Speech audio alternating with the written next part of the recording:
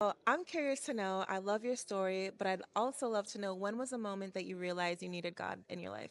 I first realized I needed God my freshman year of college because in a 12-month span, I lost my best friend. He got murdered.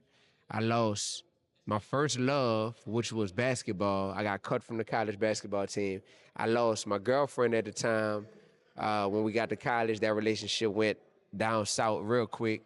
And I also lost my college roommate because he started selling dope, out of our dorm room, and we ended up having a big falling out. And I felt empty because I had built my identity on all of those things. Uh, Once you strip them away, I was like, I need something, and I need something that won't ever cheat on me or say I'm not good enough or change up on me. And that something, that someone ended up being God. And when it clicked to me, like God has been here the whole time, ordaining my path, making it to where I'm blessed every single day I wake up. How did I not realize this sooner? And it just made a lot of sense to me that God is not just who I need, but all I need. Yes, I have big chills. I have big chills. Like a lot of people can relate with that. And I want to know like what you would say to the people who are in that in between, that gap. So many people that are watching this right now have had those moments where they're like, I've lost everything. I've been there too, right? And not all of us are fortunate enough to find God right away. We might go astray or do something else, but how did you how did your brain tell you, like, lead you towards God? Was it other people? Was it you changing the music you listened That's an to? amazing question. So, two things instantly jump out. Number one, you know how when you're younger, you soak up what is being glorified in your environment, right? So my family, they always kept me in a loving atmosphere to where we were in church. I grew up going to church, but I'll be honest with you, I wasn't embracing everything that was coming along with being a young man going to church. I was just kind of doing it because my mama made me go, my grandma made me go. But when I was down bad and I fell on my butt and everything else deserted me or fell apart, that's when I leaned on what my roots were. And my roots were, hey, like God, God is there. Been God, here. yeah. So it's very important for families to plant those seeds of a godly foundation for their kids. Yep. Because when everything else that your kids try to get off into and try to find identity in, when all that deserts them and falls apart, they're going to fall back on what that foundation was built on. Yep. And for me, that foundation was built on God. So that was important. The second thing is I was never really, I was never really a person who had like a big homie, right? I don't have an older sibling. And You an only child? no, I'm not the only child, but I'm the oldest, Okay, right? got you. Yep. So I never had like a big homie, but thankfully, when all this stuff fell apart around me in college, there was some older brothers at my school, older men who were just a few years older than me, but who looked like me, who I looked up to. Honestly, they were older, they were cool, they were more mature, and they were rooted in their relationship with God. So they came into my life right around the time that I was looking to attach to something. And I attached to them, but they were attached to God. Ooh, that's so good. You got to be careful who you attach to, who you share that energy with. And something I was just telling my friends the other day was like, I found a connection between personal development and God, right? The more you're able to detach from kind of like what you spoke about in today's sermon, detach from those worldly possessions, detach from what we think we should be doing, right? You're able to connect with yourself. Have you found that when you connect with yourself a little bit deeper, you realize like God has been in you the whole time? Yeah, I really started to value myself when I stopped looking for external validation. I was constantly looking for someone to say, yes, David, you are smart enough to be the president if you want. Yes, David, you are talented enough to make it as a basketball player or a rapper if you want. Always looking for that from somebody else. Meanwhile, when I just shifted my perspective to where it's like, wait, none of these people that I'm looking for validation from, none of them had the power to create me or even give me these gifts. Yeah. God was the person who had like the ultimate sovereign power, and that's who I need to be looking to for the validation. And then I started to realize, like, God has never looked at me as being inadequate or not being smart enough or not being talented enough to do something. God doesn't even really care what it is that I do as much as who I do it to glorify and who I do it in the name of, you know? So that's where I stopped feeling this pressure to have to make a certain amount of money or get approval from this clique or that person or Yep. these people on social media. And when I tell you that life is so much better when you alleviate the pressure that comes from these quote unquote gatekeepers in the world.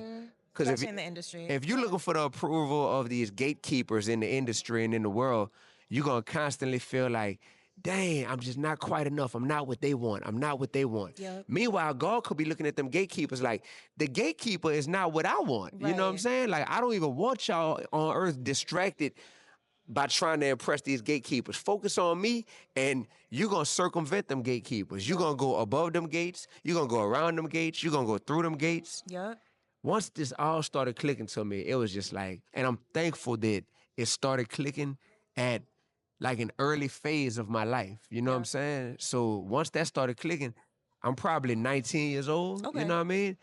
And I just felt a sense of freedom that I never felt in my teenage years. So everything from the age of 19 on, it has been me having a lot more freedom in terms of Like clarity, right? Like yeah, mental freedom. freedom and Okay. clarity, Yeah. right? Instead of being bound down to the confines of what the cool crowd thinks in this world or something like that. Yeah. It's like, Those distractions are dangerous. yeah, It creates this gap, I feel, between us and God. And I found that same thing as well when I was younger. It was just like when I could just be myself and have my own thoughts and be in my own peace, I heard what God had planned for me a lot more clear. And it was like it was like a lot easier for me to walk in my purpose. got you. Yep, and move forward. I talked about that at church today. You know, I I brought the listened. sermon and Yep.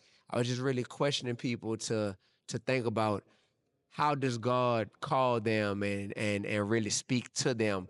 For some people, they might hear a verbal voice, you know, but for other people, like uh I've never gotten to that point where I'm like, oh, God, you know, God talked to me. I actually say it in a song, like God be talking back to me with a New Orleans accent, you know.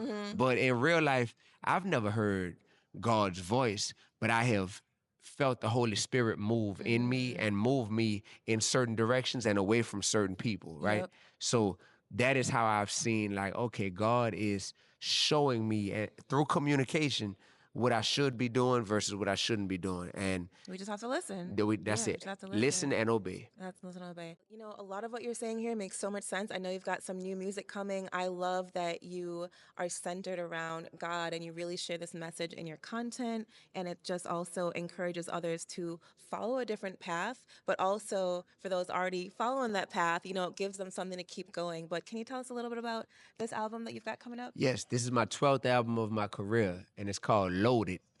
Loaded is an acronym. It doesn't mean being loaded from smoking Yep. or a gun that's loaded. Loaded means life of a disruptor evolving daily. That is what my life has been like lately. I see that I've been called and ordained to be a disruptor, to disrupt the status quo or the norms of uh, worldly cultures Yep. that I'm exposed to or that I'm involved in, and to bring God's culture, God's word, and God's energy and God's perspective to these spaces, right? So Loaded is my new album, is dropping August 21st. Currently, that's in 3 days from now. Yep. And my goal is for the album to debut at #1 in the whole world Let's make it happen, on the y'all. Apple iTunes charts. That's Let's my make it goal. happen. So if people go and pre-order the album before it comes out, we'll debut at #1. I have a very strong gut feeling that we're gonna debut very high. We'll wait and see what happens. But it'll also be available on every streaming platform. So Spotify, Apple Music, Tidal, Amazon, all that good stuff. Can you give us a little sneak peek of one of them? Yeah, for sure. So Okay. I'm a scoot out, y'all. yeah, so I got a song on my album Loaded where I say, I ain't got time to be going back and forth with people that really ain't trying to grow. They say the whole game negative, well, negativity ain't winning no more. This that turn your whole life around music. I ain't scared, I ain't backing down music. I'ma call it how it is. You getting pimped. You ain't a boss, that's clown music. Rappers living a facade. You ain't making no money, go get you a job. I don't love this game, love these streets, love these fans more than I love God. When I tell the truth, they get them nervous. People be empty beneath the surface. Told the man upstairs, I'm at your surface. I don't love this paper more than my purpose. You hear me? Yeah. Mic drop, but don't drop those mics. All right. That's perfect. There we go. Yo, okay. I love that last line. Thank you so much for your time today. Thank you. Tell the good people where they can find you. On social media, my handle on every platform is just at Dee-1 Music. DEE, the number one music. On Instagram, on YouTube, on Twitter, on Facebook, on TikTok. Anything else I'm forgetting? I think that's it. Yeah, that's it, y'all. Run those numbers Follow up. me as I follow Christ. I love that. Thank you.